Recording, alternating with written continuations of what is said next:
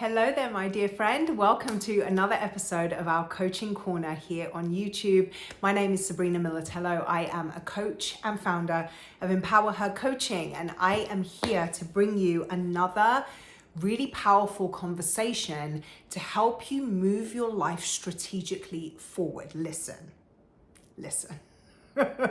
I know that you are a woman who dreams of more, dreams of better, knows that she's made for more, know how much you are capable of.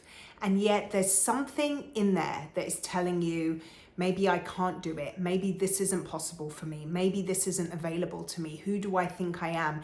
Is this even something that I should pursue? What if? And you finish that sentence with all the negatives. I know that that's where your struggle lies. And I want so badly for us to engage in conversations that enable you to end the what if question with something really empowering. What if this turns out even better than I hope? What if this goes exactly as I plan? What if they get it?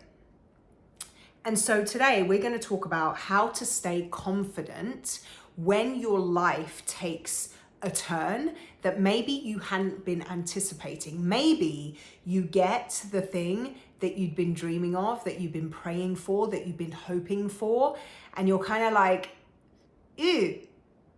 Oh, I don't, am I supposed to be here? Is this going to go away? Can I trust this? How to land your feet in confidence and powerfully step forward, fully taking everything that this new life season has in store for you. That's what this conversation is today. So I've got three things that I want us to talk about. And like I've been doing recently, I've been keeping some notes of the things that I wanted for us to cover so that I stay on point, because I want these to be short, sharp, to the point teachings for you that you can go away and really engage in your life. So I want to start with a little story. Very recently, I literally just completed my first month in this new season, I've been calling it, of my life. And I've been calling it a season and a new era rather than a new start or a new beginning, because I always feel as if the versions of ourselves that came before, or the parts of our lives that came before, are what got us to here. So rather than thinking of it as a new start, which kind of cuts off everything that came before, I see it as just a new season that we're stepping into.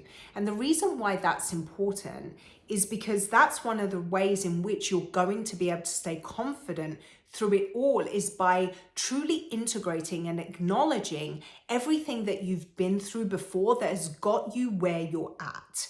One of the main reasons I think people struggle in this arena, they step into a new job role or a new life role, or there's a new environment, and they freak out a little bit because they start to question their place there. They start to question if this is for them. They start to question if this is a change that they can trust, because they don't allow themselves to see all the strengths and all the incredible things they've gone through, they've developed, they've skilled up in before that was the catalyst for this shift. And so one of the things that we're going to talk about today, I've got three things, like I said. One is the identity lag. And we've been talking about identity a lot, but it's such a prevalent issue with this particular topic. We're going to talk about imposter syndrome, one of my least favorite diseases, and we're going to talk about your nervous system. So in these three buckets, we're going to really explore how to stay confident when entering something new, when your life expands in a way that maybe you'd always hoped for, but you didn't quite anticipate that it was going to happen right then, or how it was going to come to you, or that it was going to happen right now. This is exactly what happened to me 2.5 months ago. 2.5 months ago, not even 2 months ago, I was in exactly this position of everything that I'd been calling in for the past 15 years of my entrepreneurial journey landed in front of me in a way that I could not have anticipated. And it was a little bit of a shock to the system.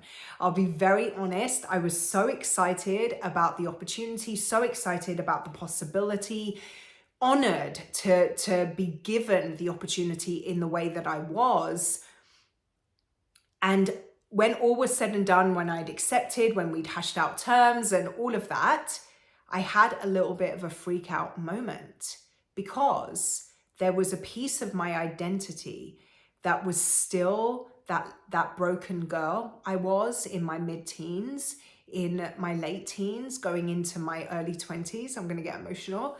Who didn't believe that she was worthy of even the life that I had carved out for myself over the last 30 years, let alone what has happened in the past 2 months. In the past 60 days, 15-year-old Sabrina would think that I was a superhero. She really would. And with that comes, let's get it together. With that comes the acknowledgement that there's something different here now, right? You have been able to call this in because there's something different about you. You have shifted. There's a quantum leap you have taken. You have aligned with the things that you've been calling forward, and that deserves acknowledgement first and foremost. Please give yourself that. So let's dive in, and I'm going to try and be quick and hit you with this. Let's dive into these 3 things. Number 1, you'll have an identity lag. So what I mean by that is, like old Sabrina was still I was still seeing myself in some ways as that broken, fractured, not worthy of good things, didn't deserve good things girl. There was still a piece of that identity that was attached. I almost see it as I'm reading the Harry Potter books again right now.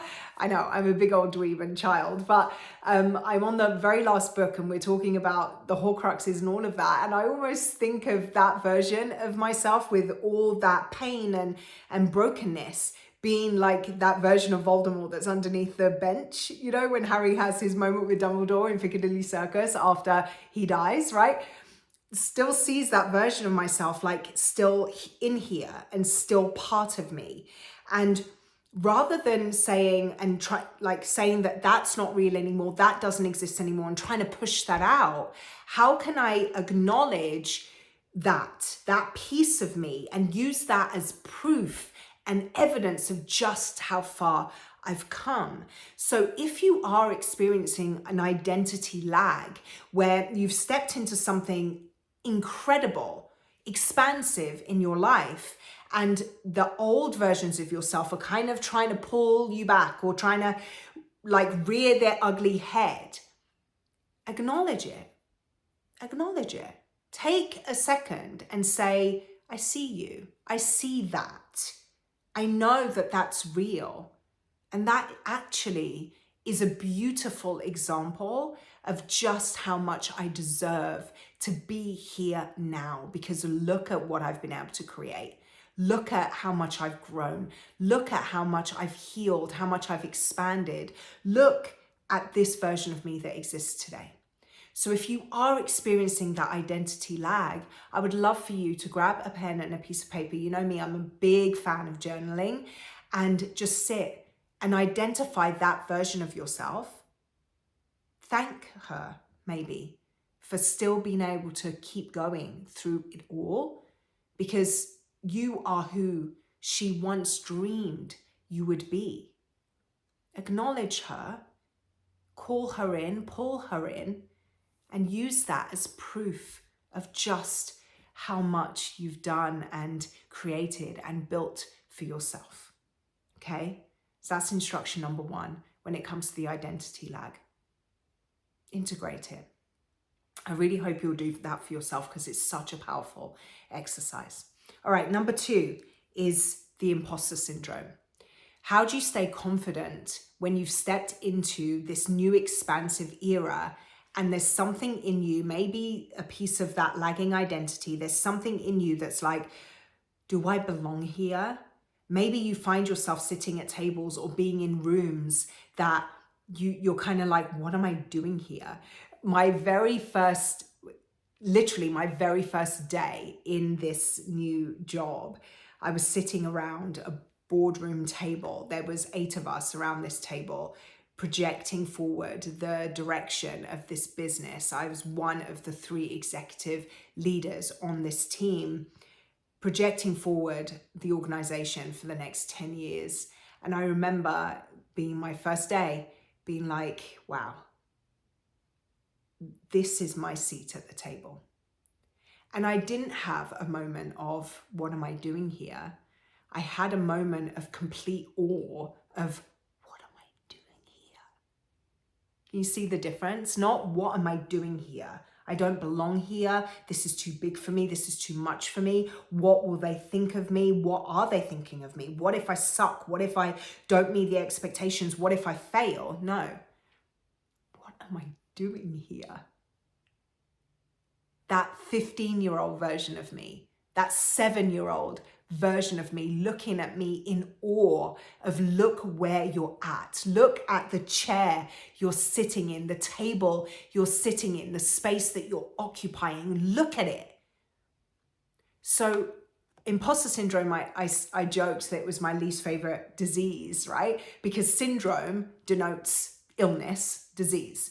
I don't like to think of it that way. I think what we refer to as imposter syndrome is simply an opportunity for you to evaluate your value in a space. Evaluate your value in a space. If there's a version of yourself, maybe that lagging identity like we talked about, that is saying, what are you doing here? You don't belong here. Maybe there's a clue there for you of, I need to up-level my skills so I feel confident walking into this room with these people. I need to work on my communication skills so that I feel confident standing in this space, occupying this seat, being at this table and voicing my ideas and my thoughts. Maybe I need to work on my presence and my connection with others and just my belief in myself so that I can sit here and stand here and walk in here confidently. I see imposter syndrome as a cue for growth as opposed to proof that you don't belong. Could you possibly make that shift for yourself too? In order to maintain your confidence when your life expands, when you step into a new era, a new season, a new version of yourself, you have to step into it with conviction. And having that imposter syndrome feeling may simply be a cue for you that there's areas where you're not as confident because your skill level isn't quite there, your knowledge base isn't quite there, your belief in yourself isn't quite there. That's a cue for the work that needs to be done. It's not an evaluation of your ability unless you decide that it is. All right. So will you do that? Will you use those feelings as little clues as to where there's a little bit more work you need to do and then go and do that work? I really hope that you will. All right. So we talked about the identity lag. We've talked about imposter syndrome, ways in which to stay confident in these areas when your life expands. Let's talk about nervous system, your nervous system expansion. This is crucial if you are to maintain your confidence in an era where there is more, there is bigger, because when you're receiving more is also required of you, right? And in order to fully step into that and fully take that on, there is more inner work that needs to happen. And I don't even want to say more inner work. I want to say more intentional inner work. You have to really focus on your nervous system regulation. How is your sleep? How are you managing your stress? Are you fueling your body with energizing, vibrancy-inducing foods and fuel? Are you hydrated? How do you talk to yourself? How is your relationship with yourself? How are your routines and your rituals looking? Do they feed into the growth that you're stepping into and the growth you're wanting to experience? Or are they diminishing you and holding you back? These are all crucial questions to ask yourself in order to stabilize your nervous system. Because when, like I said, when more is being asked of you, it's really easy to start to feel overwhelmed or anxious, or like there's just so much coming at you if you don't have a solid home base in which you live. And that's not to say that you're never going to feel overwhelmed or you're never going to feel anxious. I had a moment yesterday where I don't know, there was just something came over me, and there was questions being asked about a particular area that I think I just got frustrated with myself that I didn't preempt the question, that the question needed to be asked in the first place. And I had a moment where my heart was racing and I just wanted to cry. But then I remembered, okay, Sabrina, breathe. Go and start your nighttime routine, because I checked my email right before I went to bed. Don't do that. Don't do that. Lesson learned, right? Go and start your nighttime routine, start your breath work, down regulate, get your ritual going so your body gets the cue that it's time to relax, and then let's go to bed and pick up again tomorrow. It doesn't mean that you're never going to experience those things. It just means that you have systems, rituals, routines in place that support the feeling that you want to operate in ultimately. That's what that's about. So really think about, how are you supporting your nervous system for this expansion? How are you supporting how you feel about yourself, your relationship with yourself? How are you supporting your energy? How are you supporting your digestion, your sleep regulation, your stress management? What are the things that you have in place to I use a phrase that I refer to as in the middle of the bed. They keep you in the middle of the bed, right? If you think about, if there's a bunch of people in the bed, and you're all jostling for position and you're all trying to get a piece of the covers and a piece of the pillow, the people on the outer edges of the bed are going to get kicked off, right? With all that scuffling and shifting of position, they're going to get thrown off. But if you're in the middle of the bed, you're buffeted by all the other bodies and all the other things that keep you protected and keep you in that shelter. So think about your rituals and your routines and your systems as the things that are keeping you in the middle of the bed.